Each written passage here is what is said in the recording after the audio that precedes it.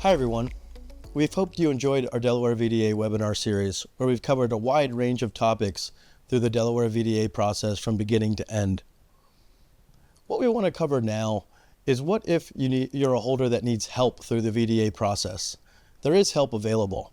In fact, the state of Delaware and other states that operate VDA programs recommend that holders use advocates to assist them through the VDA process. I'm here with Gwen Lawhorn from DMA, and Gwen and her firm are accounting advocates that assist folks through the VDA process. So I wanted to talk to Gwen about, some of the important things and important services that your firm can assist holders with through the VDA process. Can you talk a little bit about that? Sure, Jamil. I think it's really important first to look for an advocate that has a firm grasp, not just on accounting principles, but also on unclaimed property compliance efforts. When a VDA starts, as you know, it starts with the scoping. It's really important to understand the legal entities that are involved, but also understand the business activities that may be involved, plus the detailed record availability. Now, it's true the actual accounting review is going to kind of start on the trial balance. Reviewing the trial balance, identifying key GL accounts that could have activity that would lead to unclaimed property.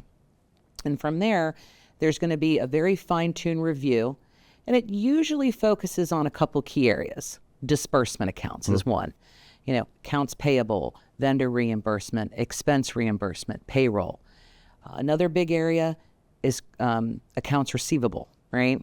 Credit balances, customer refunds, overpayments, unapplied cash. And then also, are there any write-off policies and procedures that might be in place? And I think it's also important to note that while, most unclaimed property lives in the balance sheet, those write-offs can be, those little tricky things that trip people up sometimes.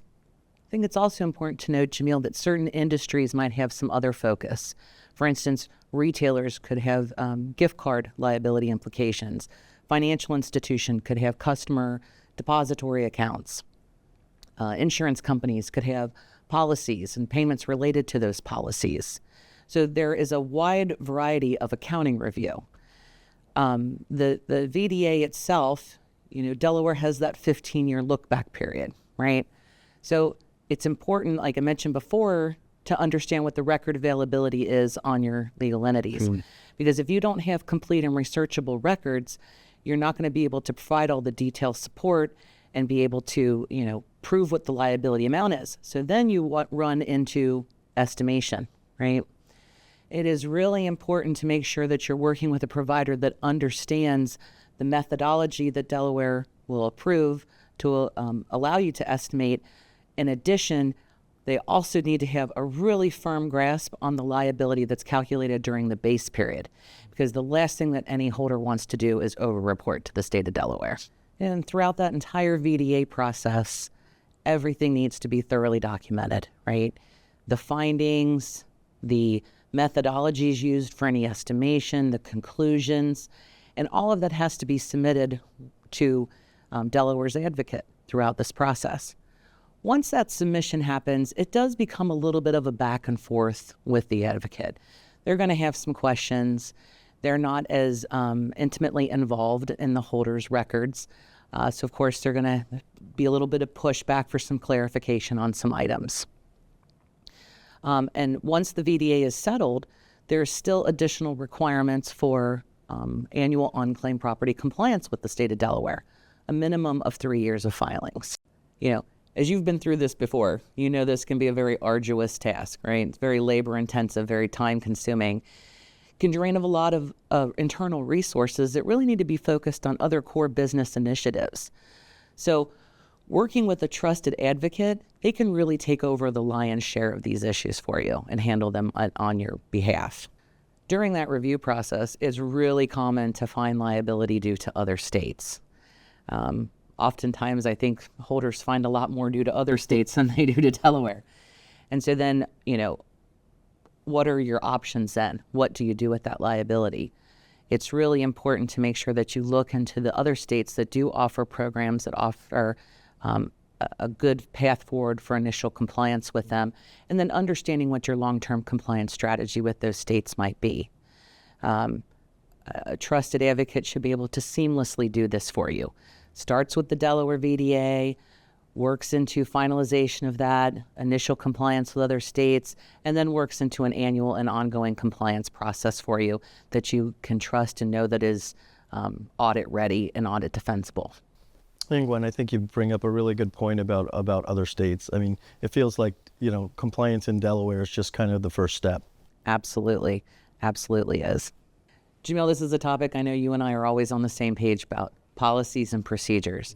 How important it is to have the process fully documented, have something down so that you can pass on when there's turnover inside your organization, have something help be audit ready and defendable. A trusted advocate should be able to help draft those policies and procedures for you, or at least help you refine what you have to make sure that everything's fully documented. Gwen, it's a really good point, and I wish I had a nickel for every time I went into a holder or talked with a holder or a client and they just don't have adequate policies and procedures. And if they had, it would have prevented a major headache or a major liability or another issue in Delaware or another state. So it really can't be overstated the importance of robust policies and procedures. Oh, yeah, I completely agree, Jamil. It's important to look for a support and a provider that can help you on the accounting and the unclaimed property compliance side. But Jamil, there's a lot of legal considerations involved in an unclaimed property audit. Can you elaborate a little bit more about what, a holder should be looking for when they're looking for some legal support here? Sure, Gwen. And just like having a solid and good partner on the accounting side is important, I agree with you that a legal partner is just as important. I like to think of a legal partner as someone to help hold your hand, through the VDA process. And essentially what the legal partner is, it's just making sure that everything that's done through the VDA process is done according to what the law requires. Oftentimes you may have a state advocate or even a state representative that may overstate some of the legal limitations with respect to records production, records keeping, scoping, other aspects of liability. And I think what a legal advocate can do is give a holder a peace of mind regarding, estimation methodology, what's lawful, what can be included in the estimation methodology, as well as exemptions, application of exemptions to your particular business model, whether that be in the state of Delaware or other states. And the last piece I think that the lawyer really adds to the mix, it really kind of sets the tone. Oftentimes I feel like state representatives and state auditors will try to get away with things if they can. And I think when you have a holder that has a good legal partner, it kind of keeps everyone in check, making sure that everything that's pursued, liabilities that are pursued, and findings that are pursued are actually in line with what the law requires. And so we don't get too far off the rails, I think, when you have a good legal advocate. Finally, I also think lawyers that have a good rapport with the VDA administrators, with the state representatives. Look, the unclaimed property world is pretty small, as you know, and so we've all been involved in multiple VDAs together, multiple situations and multiple compliance situations, and so we've got good reputations with most of these state advocates, and so when we meet these state advocates, when we're talking with them about certain aspects of liability, it's familiar. We've had similar conversations before, and there's a certain level of trust between the state advocates and the legal partners to understand that we're both just trying to get to the same result, which is we want our clients to be in compliance, but we want our clients to be in legal compliance, both now and on a go-forward basis. Yeah, that makes a lot of sense, because I know when you work with these groups regularly, like you mentioned, that trust is there. And it's not that they're not validating all the documentation, everything being sent through, but they do, Delaware's advocates have this, they know what you're looking at, right? They know the methodology, they know your experience with doing the approach that you're taking. So I think that is really good advice.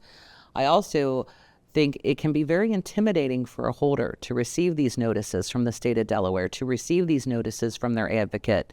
And, they have a tendency to overindulge on some of those requests. And it's really important to have somebody in your corner saying, no, you don't need to provide this. Yes, you need to provide this. You need to sign an NDA. Get through all those legal considerations that sometimes folks are really quick to want to just wrap it up. So they just start over providing information. So that's a really good call out, Gwen. I think in the spirit of compliance, you are right. The initial reaction for most holders is, I just want to get done with this. Absolutely. And you naturally want to produce everything that the advocate or the state representative is asking you to produce without anyone looking over your shoulder to make sure that what is being produced is in the confines of what's required by law. I think also from a legal perspective, if you have a good legal partner, that legal partner is also looking at recent legal precedent. There are often cases that are pending in federal and state courts around the country that could have an impact on your VDA, whether that's the look-back period, whether that's the application of the statute of limitations to your particular situation, or whether it's the application of an exemption. And so certainly having that legal partner who is familiar with those pending litigation or pending actions in other jurisdictions can bring some of that knowledge into your particular situation and just make sure that there's nothing happening in the world of unclaimed property law that could benefit the holder. Yeah. So between, working with someone that can help take that burdensome responsibility of all the accounting review and records review, as well as having an advocate that can help from a legal consideration, I think it's really important that holders truly evaluate that before deciding on their next steps with the Delaware VDA. Absolutely. And, as you and I know, our firms have worked closely together with many holders over the years, and there really is a place for the accounting advocate and the legal advocate on the same team working together to the holder's benefit. And so, I hope that this continues. I hope that this is beneficial for the folks that are watching our webinar series, because again, when you get a VDA invitation, you get a VDA or an audit notice, you get nervous and you don't often know exactly where to look. So hopefully those folks will reach out to us and we can give them the help that they need. That's great advice, Jamil. Thank you. Thank you for your time today. And thank all of you for attending our Delaware VDA webinar series. We hope you found these sessions informative and engaging. If you have questions about a Delaware VDA that you're currently working through or considering, please feel free to reach out to either of our teams, as we have plenty of experts that would be more than happy to assist you with any questions that you might have. And one final reminder, Delaware Voluntary Disclosure Agreement invitations typically come out 2 times per year. It's usually in the early spring and late summer. So keep an eye out for those invitations because they are time sensitive. Thanks again. Have a great day.